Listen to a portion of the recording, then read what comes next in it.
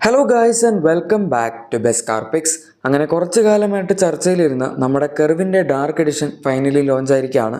ഈ വണ്ടിയുടെ ടീസേഴ്സൊക്കെ അവർ കുറച്ച് കാലമായിട്ട് ഇറക്കിക്കൊണ്ടിരിക്കുന്നതായിരുന്നു. പക്ഷേ വണ്ടി ഇങ്ങനെ ഇറങ്ങിയില്ലായിരുന്നു. ഒരുപാട് കാലമായിട്ട് ആൾക്കാർ വെയിറ്റ് ചെയ്യുന്നുണ്ടായിരുന്നു ഇതിൻ്റെ ലോഞ്ചിന് വേണ്ടി. കാരണം കുറേ മുമ്പ് തന്നെ അനൗൺസ് ചെയ്തിരുന്നൊരു വാഹനമാണ്. ശരിക്കും നമ്മുടെ IPL തുടങ്ങിയ സമയത്ത് അതിൻ്റെ ഒരു ലോഞ്ച് ഇവൻറ്റ് പോലെ മാർച്ച് അവസാനത്തോടു കൂടി തന്നെ ഈ വാഹനം കാണിക്കും എന്നൊക്കെ ന്യൂസ് ഉണ്ടായിരുന്നു. പക്ഷെ എന്തായാലും അതൊന്നും നടന്നില്ല. എന്തൊക്കെയായാലും ഇപ്പോൾ ഈ ഒരു വാഹനം ലോഞ്ച് ആയിട്ടുണ്ട്. ഇതിൻ്റെ പ്രൈസും ഡീറ്റെയിൽസും ഒക്കെ നമുക്കറിയാം. ഇപ്പോൾ താൽക്കാലികമായി അവർ IC അതായത് ഇന്റേണൽ കമ്പഷൻ എഞ്ചിനുള്ള വേർഷൻസിലാണ് ഇത് ലോഞ്ച് ചെയ്തിരിക്കുന്നത്. പക്ഷേ പേടിക്കേണ്ട ആവശ്യമൊന്നുമില്ല. നിങ്ങളിപ്പോൾ ഇലക്ട്രിക് വാങ്ങാനാണ് ഉദ്ദേശിക്കുന്നതെങ്കിലും ഈ മാസം അവസാനത്തോടു കൂടി തന്നെ EVയിലും ഇത് വരും എന്നാണ് പറയുന്നത്. EVയുടെ ബ്രോഷറൊക്കെ ആക്ച്വലി വന്നിട്ടുണ്ട്. അതുകൊണ്ട് ഇലക്ട്രിക് ആണെങ്കിലും ഡാർക്ക് എഡിഷൻ തീർച്ചയായും കിട്ടും. ഇനി ഡിസൈൻ ചേഞ്ചസ് നോക്കാനാണെങ്കിൽ ആസ് സച്ച് ഇതിൻ്റെ അകത്ത് അങ്ങനെ വലിയ ഡിസൈൻ ചേഞ്ചസ് ഒന്നും വന്നിട്ടില്ല. ഫ്രണ്ട് പ്രൊഫൈലൊക്കെ നോക്കാനാണെങ്കിൽ വളരെയധികം സിമിലർ ആണ്. നിങ്ങൾ ഇതിന് മുന്നേ കുറച്ച് ഡാർക്ക് കളേഴ്സുള്ള കർവ് എടുത്തിരുന്നെങ്കിൽ എങ്ങനെയാണോ കിട്ടുന്നത് അതുപോലെ തന്നെയാണ്. പക്ഷേ ഇതിപ്പം ഫുൾ ഒരു ബ്ലാക്ക് ഷെയ്ഡാണ് എന്ന് മാത്രം. നമുക്ക് ആ ഒരു ഫ്രണ്ടിൽ വരുന്ന പാറ്റേൺ, അതായത് ഗ്രില്ലിൽ കൊടുത്തിരിക്കുന്ന പാറ്റേൺ ഒക്കെ ഇതിൻ്റെ അകത്ത് കുറച്ചെടുത്ത് നിൽക്കുന്നുണ്ട്. വണ്ടി ഫുള്ള് ബ്ലാക്ക് കളർ ആയതുകൊണ്ട് അതൊന്നും അവർ ബ്ലാക്ക് ആക്കിയിട്ടില്ല. അത് ബ്ലാക്ക് ആക്കിയിരുന്നെങ്കിൽ മൊത്തത്തിലുള്ളൊരു ഫുൾ ഡാർക്ക് ലുക്ക് കിട്ടിയേനെ. എന്തായാലും നേരത്തെ അവർ ക്രോമിൽ കൊടുത്തിരുന്ന എലമെൻറ്റ്സ് എല്ലാം ഇതിൻ്റെ അകത്ത് ഇപ്പോൾ ഡാർക്ക് ക്രോമിലോട്ട് മാറ്റിയിട്ടുണ്ട്. ഫ്രണ്ട് ഫീച്ചേഴ്സൊക്കെ സെയിം ആണ്. കണക്റ്റഡ് DRLs, LED ഹെഡ്ലൈറ്റ്സ് ഒക്കെ.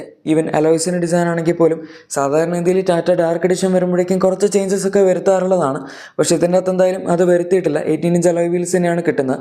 പക്ഷേ ഡാർക്ക് എഡിഷൻ്റെ കൂടെ ഇത് ഈ വീൽസും കൈൻഡ് ഓഫ് ഒരു ഡാർക്കും അതിൻ്റെ മുകളിൽ കുറച്ച് സിൽവർ പാറ്റേണും ആയതുകൊണ്ട് ഈ ഒരു എഡിഷൻ്റെ കൂടെ കുറച്ചുകൊണ്ട് സ്യൂട്ടായി പോകുന്നുണ്ടെന്ന് പറയാം. മറ്റതിനകത്ത് നമുക്ക് കാണുമ്പം ഒരിത്തിരി ഓടായിട്ട് തോന്നുമായിരുന്നു. പക്ഷേ ഇതിപ്പോൾ കുഴപ്പമില്ല.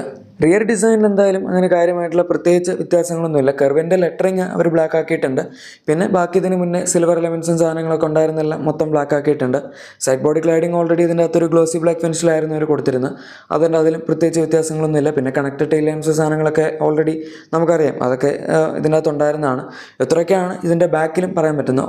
ഓവറോൾ എക്സ്റ്റീരിയർ ഡിസൈൻ്റെ കാര്യത്തിൽ നമുക്ക് പറയാൻ പറ്റുന്നത്. പിന്നെ ഡാർക്ക് എഡിഷൻ്റെ ബാഡ്ജിങ് ഒക്കെ ഇതിൻ്റെ അകത്ത് അവർ കൊടുത്തിട്ടുണ്ട്. അതിപ്പോൾ നമുക്കറിയാവുന്നതാണ്, ടാറ്റ എപ്പോഴും ചെയ്യുന്നതാണ്. പിന്നെ ഫ്ലഷ് ഡോർ ഹാൻഡിൽസിലാണെങ്കിലും ചെറിയൊരു ലൈറ്റ് പോലെ കൊടുത്തിട്ടുണ്ട്. അതും അവർ നോർമൽ വണ്ടിയിൽ കൊടുത്തിട്ടുള്ള സാധനം തന്നെയാണ്.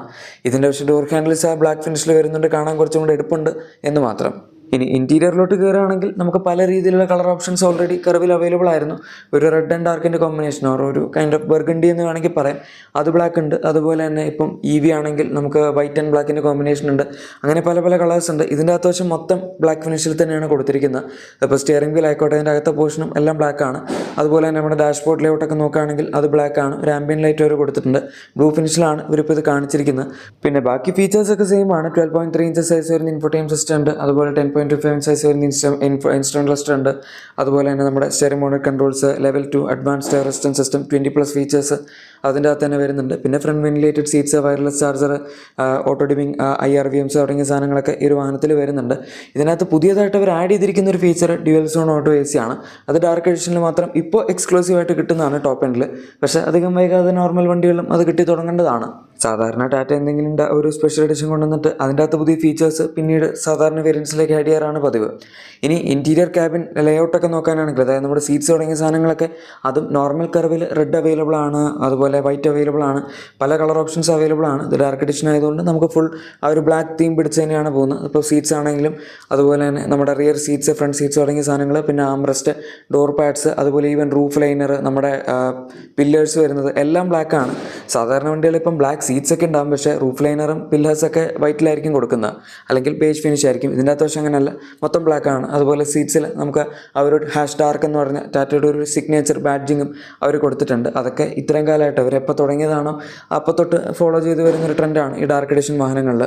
പിന്നെ ഇതിൻ്റെ റിയറിലാണെങ്കിൽ നമുക്ക് സൺബ്ലൈൻസ് അവൈലബിൾ ആണ്. അതായത് ചെറിയൊരു സൺഷെയ്ഡ് പോലത്തെ സംഭവം പ്രൊവൈഡ് ചെയ്തിട്ടുണ്ട്, കർട്ടൻ എന്നുള്ള രീതിയിൽ. അതൊക്കെ നമുക്ക് ചെറിയ ചെറിയ കുറച്ച് അഡീഷൻസ് ആയിട്ട് പറയാം. ഇത്രയൊക്കെയാണ് കെർവിൻ്റെ ഡാർക്ക് എഡിഷനെ പറ്റി ഫീച്ചേഴ്സ്, ഡിസൈൻ തുടങ്ങിയ കാര്യങ്ങളൊക്കെ പറയാൻ പറ്റുന്നത്. ഇനി ലാസ്റ്റായിട്ട് നമുക്ക് നോക്കാനുള്ള പ്രൈസാണ്. സോ ഇതിൻ്റെ അകത്ത് അവർ 2 എഞ്ചിൻ ഓപ്ഷൻസിലാണ് ഡാർക്ക് എഡിഷൻ പ്രൊവൈഡ് ചെയ്തിരിക്കുന്നത്. 2 വേരിയൻസിലും അത് കൊണ്ടുവന്നിട്ടുണ്ട്. ഒന്ന് അക്കംപ്ലിഷ്ഡ് S എന്ന് പറഞ്ഞ മോഡലാണ്, സൺറൂഫുള്ള മോഡലാണ്. അതുപോലെ തന്നെ പിന്നെ അക്കംപ്ലിഷ്ഡ് +A എന്ന് പറഞ്ഞ മോഡലാണ്.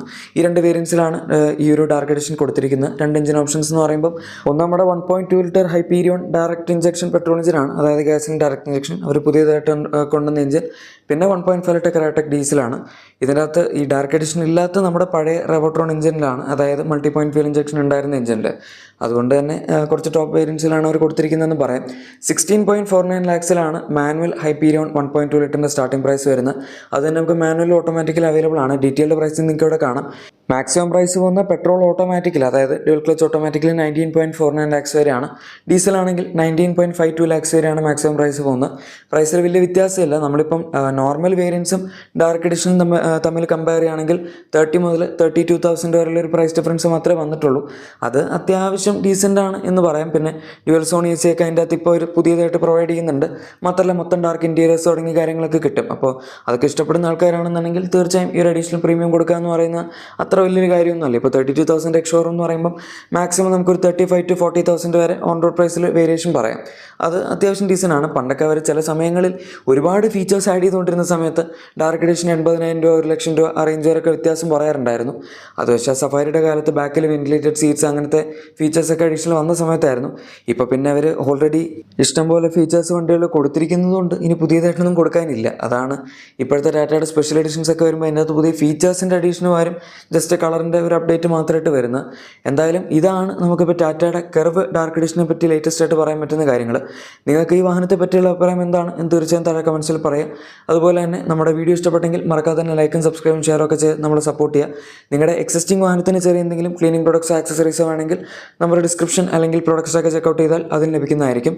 Thank you for watching my video and good bye.